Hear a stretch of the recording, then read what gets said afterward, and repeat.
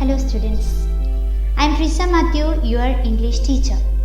So today we are going to learn the wonderful lesson, The Summit Within, and it is actually a personal experience of Major HPS Ahluwalia. And Ahluwalia was a member in the first Indian expedition, successful expedition on 1965. So dear students, he is telling about his personal experience after climbing the summit of Everest and how he felt after conquering or after reaching the summit of Everest. So, his personal experience, and he says what are the qualities that a human being should have to climb the Mount Everest, and also he says what are the changes that will be happening to a person after climbing the Mount Everest. So he says that with his personal experiences, he is telling that after climbing the Mount Everest, a certain spiritual changes also had happened to his life.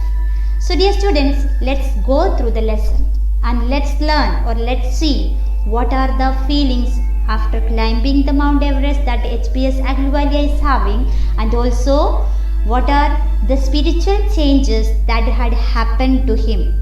Okay students, of all the emotions which surged through me as I stood on the summit of Everest, looking over miles of panorama below us, the dominant one I think was humility.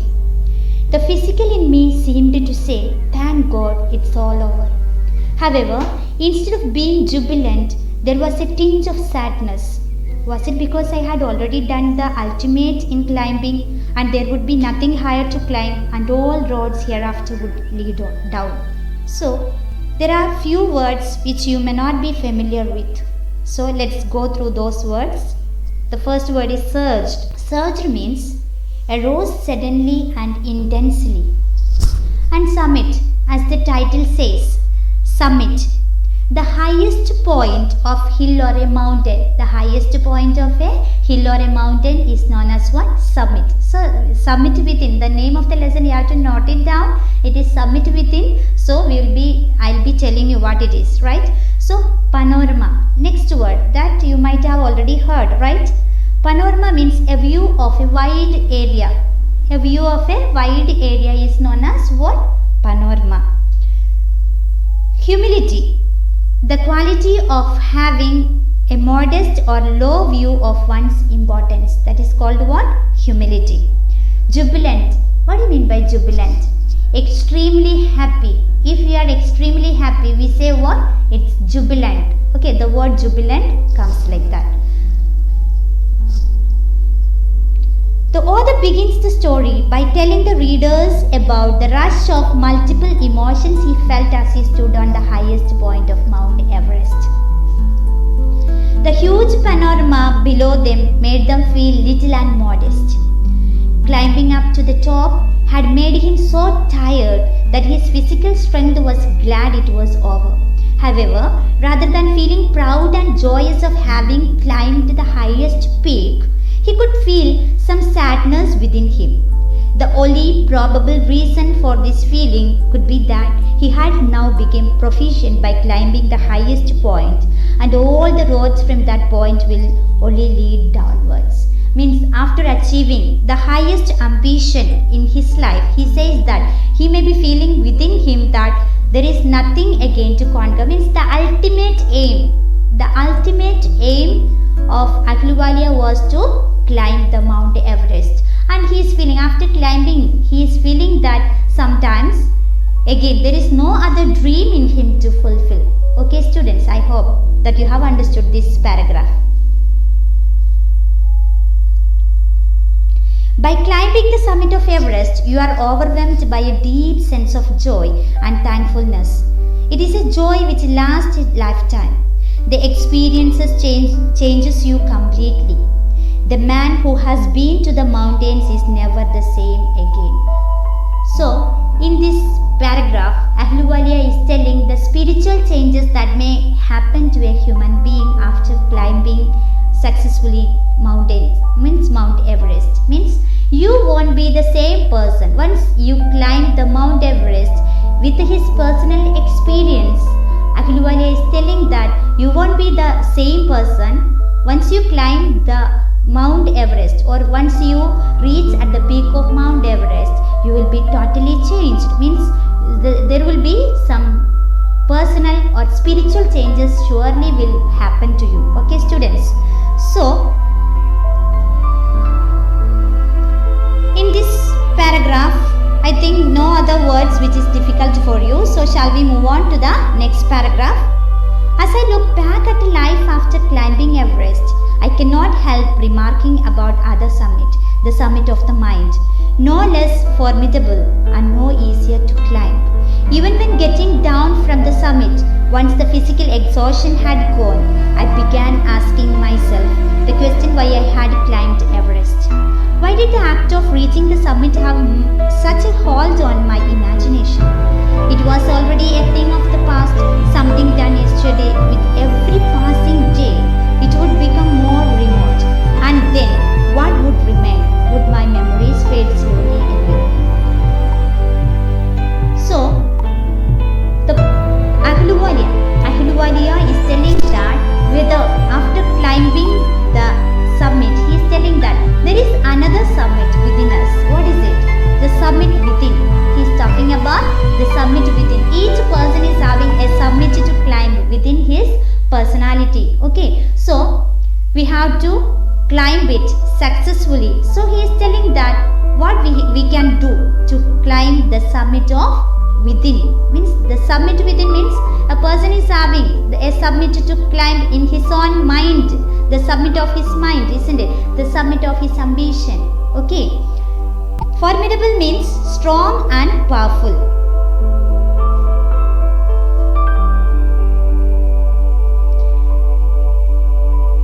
All these thoughts led me to a question myself as to why people climb mountains. It is not easy to answer the question. The simplest answer would be, as others have said, because it is there, it presents great difficulties. Man take delight in overcoming obstacles. The obstacle in climbing a mountain are physical. A climb to a summit means endurance, persistence and willpower. The demonstration of these physical qualities is no doubt exhilarating as it was for me also. So, dear students, endurance means tolerance. Persistence, the fact of continuing in a course of action in spite of difficulty. So, here Ahluwalia is telling about what are the physical qualities that a person should possess in order to climb Mount Everest. He is telling three physical qualities, which are they? Endurance, persistence and willpower. Which are they? Endurance, persistence and willpower. Okay, so he is telling that we should be physically fit in order to climb Mount Everest. Okay. All the thoughts that came to the author's mind made him ask himself as to why people climb mountains. Naturally, the question came to his mind that why people climb mountains. We also think, isn't it? If we are an adventurous personality, if we are having an adventurous mind, surely we will be thinking that we know we are having a craze to climb the mountains. Okay, so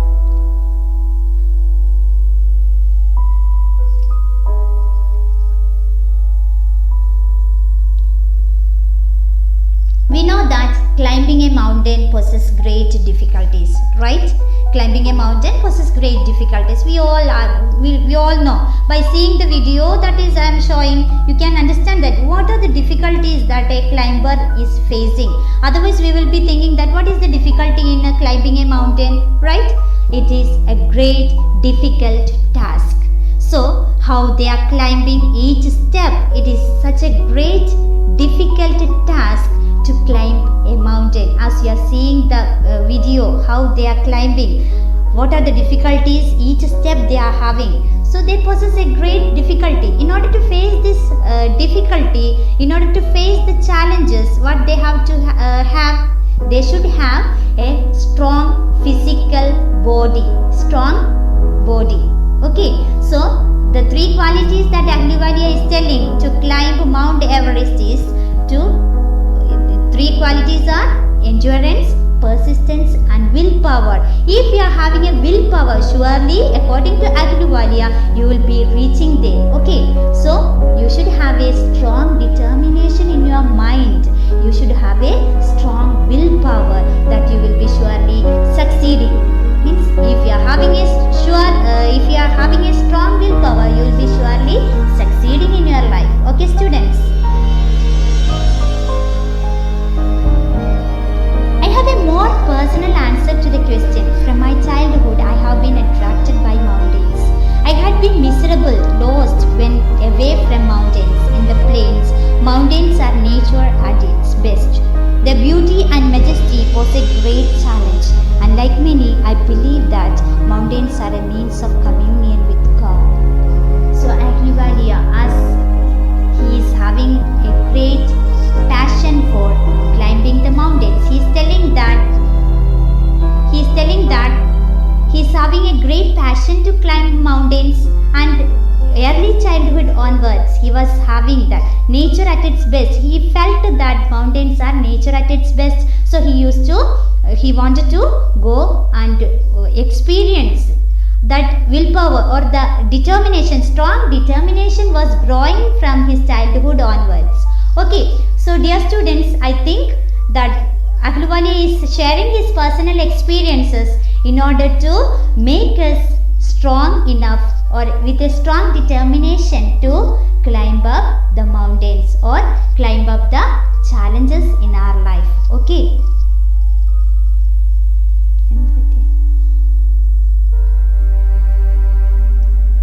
So, note these words: majesty, magnificence or great beauty.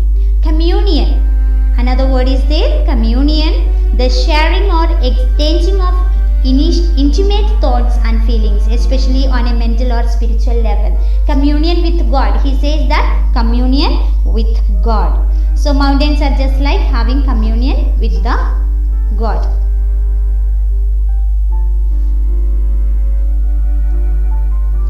Once having granted this, the question remains, why Everest? Because it is the highest, the mightiest and has defied many previous attempts.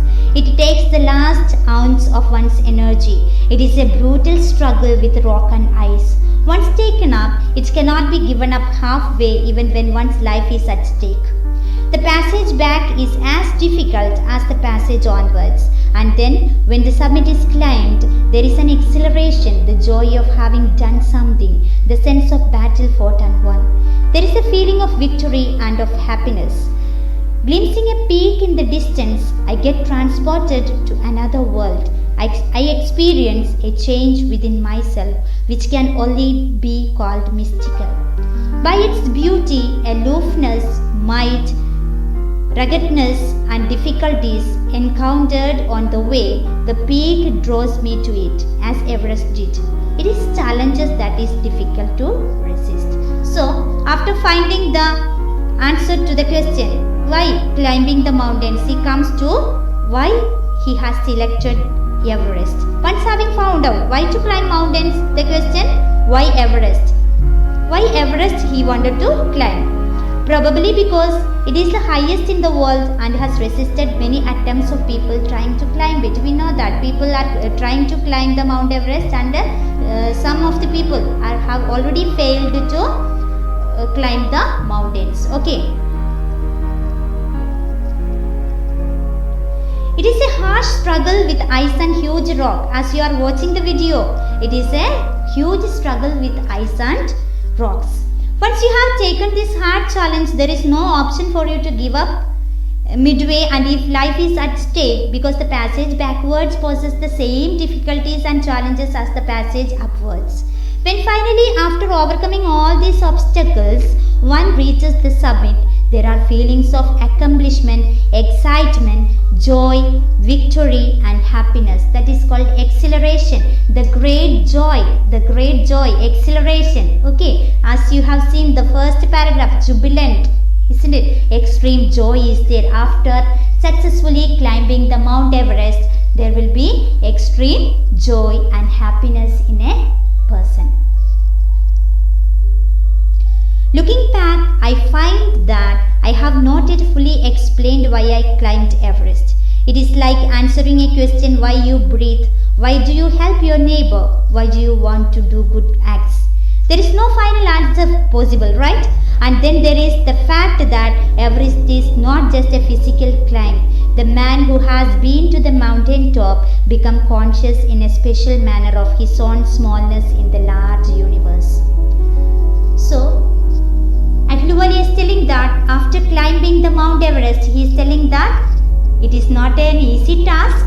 Anyway, after reaching the summit, surely we will be feeling great exhilaration, great joy, great excitement in us, and we won't be the same person, the person who had gone to climb the mountains. We won't be the same person after returning, after successfully conquering the Mount Everest. We won't be the same person. Means there will be some personal, some spiritual changes. Okay, students. So I hope that you have understood what Ahluwalia is telling. The personal experiences is very clear, isn't it? He is telling each and every point. What are the difficulties that they are facing? What are the qualities that a human being should possess? Right? So let's go through the next paragraph. The physical conquest of a mountain is only one part of the achievement. There is more to it than that. It is followed by a sense of fulfillment. There is the satisfaction of a deep urge to rise above one's surroundings. It is the eternal love for adventure in man. The experience is not merely physical, it is emotional, it is spiritual. The overcoming of physical barriers is only one bit of the accomplishment, right? So there is a lot more to like the sense of accomplishment, the satisfying urge to rise above the current circumstances. It is the never-ending desire for adventure in a person, right? Right, students? A never-ending desire should be there for in each person. Then only we will be feeling that exhilaration and great joy. So the experience is not just physical but emotional and spiritual too. So climbing Mount Everest is not only physical challenge, it is great joy in mind, body and spiritual changes also will be there. Okay. Consider a typical climb towards the summit on the last heights. You are sharing a rope with another climber. You firm in. He cuts the steps in the hard ice. Then he belays and you inch your way up. The climb is grim. You are straining every nerve as you take every step. Famous climbers have left records of the help given by others. They have also recorded how they needed just that help. Else they might have given up. Breathing is difficult. You curse yourself for having let yourself in for this. You wonder why you ever undertook the ascent. There are moments when you feel like going back. It would be sure relief to go down instead of up. But almost at once you snap out of that mood, there is something in you that does not let you give up the struggle.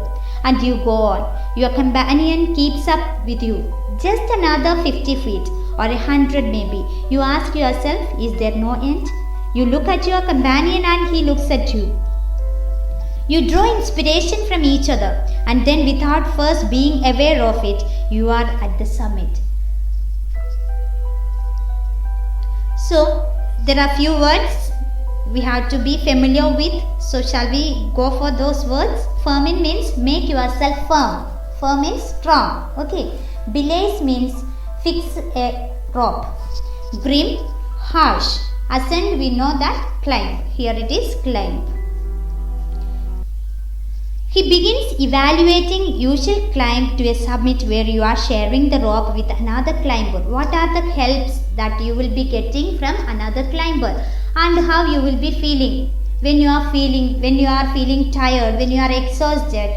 He is telling that you will be satisfied with the help given by others, means other climbers, and the successful climbers or successful people who have already accomplished their climbing had told that the help which is given by them, the help which is given by others, which made them succeed in their each step. So if you are having a companion with you, surely that person will be urging you, giving urge to you by telling that only 50 steps to reach the peak of Mount Everest. By hearing that, you also will be feeling that yes, just moving to 50 feet, surely we will reach the peak, isn't it? Means that urge will be given by your companion, and the great people who had already successfully completed in climbing Mount Everest had told what are the help given by the co-climbers or the persons who accompanied them. Okay, students.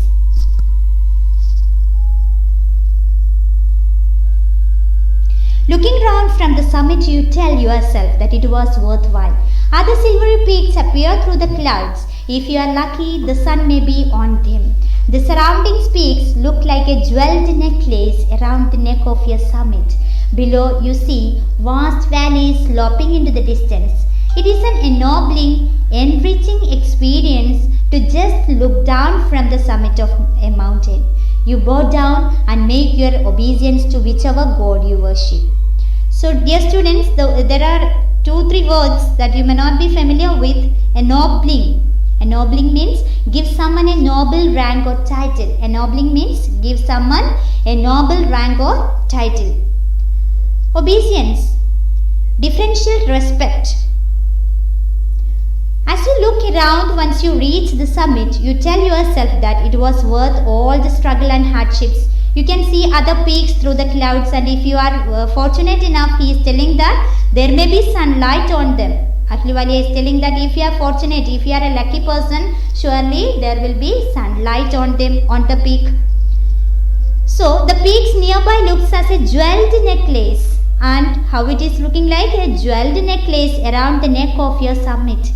The summit, the peak of the Mount Everest, when the sunlight is there, it will be just like a jeweled necklace around your summit. To look down from the summit of a mountain is an honorable and enhancing experience. As you are on the top of a mountain, you bow down and pay your respect to whichever god you worship.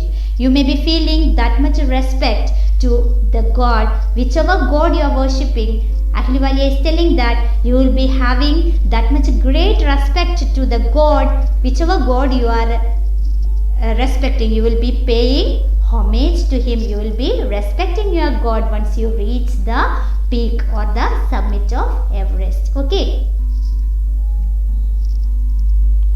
I left on Everest a picture of Guru Nanak. Rawat left a picture of goddess Durga. Fudorji left a relic of Buddha. Edmund Hillary had buried a cross under a cairn. Cairn means a heap of rock and stones in the snow. There are not symbols of conquest. These are not symbols of conquest but of reverence. The experience of having climbed to the summit changes you completely. So, Ahluwalia is telling that he left on Everest a picture of Guru Nanak, and the co-climber of Ahluwalia had left, that is Rawat. Rawat left a picture of goddess Durga, means according to their beliefs, according to their respect of various gods, right? So they had left the things related to them. Edmund Hillary had buried a cross under a cairn in the snow. These are not symbols of conquest. He is continuously telling that these are not symbols of conquest. Then what it is the experience of having climbed to the summit changes you completely. He says that after climbing the summit of Everest, it will change you completely. There will be spiritual changes surely within you after you reach the Mount Everest or the summit of Everest. There is another summit. It is within yourself. It is in your own mind. Each man carries within himself in his own mountain peak. He must climb it to reach to a fuller knowledge of himself. It is fearful and unscalable. It cannot be climbed by anyone else. You yourself have to do it. The physical act of climbing to the summit of a mountain outside is akin to the act of climbing the mountain within. The effects of both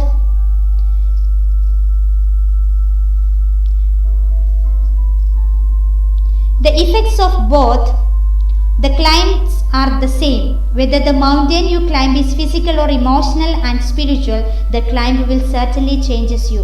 It teaches you much about the world and about yourself. So here he talks about another summit. As I have told you, summit within, isn't it? The title. Here we go for the title. Okay. So he is telling that the summit within, just like a person is, the adventurous person is going to climb Mount Everest or the mountains, like that each person is having what? The summit within us. Okay, so summit within us means it is very difficult to climb because it should be climbed by yourself. Means nobody else can see the summit within yourself, right? So you have to climb the summit within you and nobody can reach there. So you should have the greater qualities as Ahluwalia had said, isn't it? In order to reach the peak of the summit, peak and or the summit, you have to be physically strong, mentally strong and spiritually strong. This is the point that Ahluwalia is telling in this passage.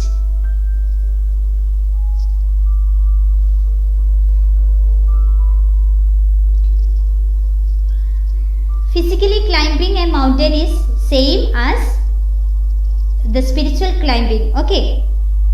I venture to think that my experience as an Everester has provided me with the inspiration to face life's ordeals resolutely. Climbing the mountain was a worthwhile experience. The conquest of the internal summit is equally worthwhile. The internal summits are perhaps higher than Everest. The author goes about thinking that his experience as an Everester has given both the strength and inspiration to deal with life's painful experiences with determination and firmness. Ordeals means here painful experience. Okay. So, just like climbing Everest was a worthwhile experience, conquering the summit within is equally worthwhile. Moreover, internal summit are higher than the physical summit of Everest. So, internal summit, that means the summit which each person is having in them is greater than, according to Ahluwalia, conquering Everest is easy than conquering the summit within. Okay students, hope you have understood this. So dear students, hope you have understood the lesson and what are the difficulties facing to climb a Mount Everest. Okay, through Ahluwalia's personal experience.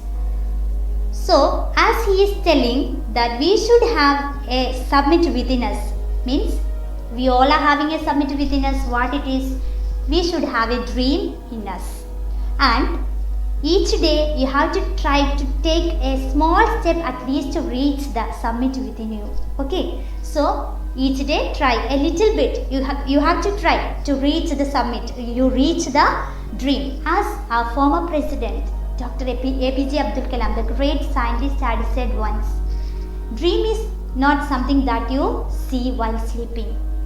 It is something that does not let you sleep. Okay, so by keeping in mind all these points, try to build a wonderful dream in your mind and try to achieve that dream.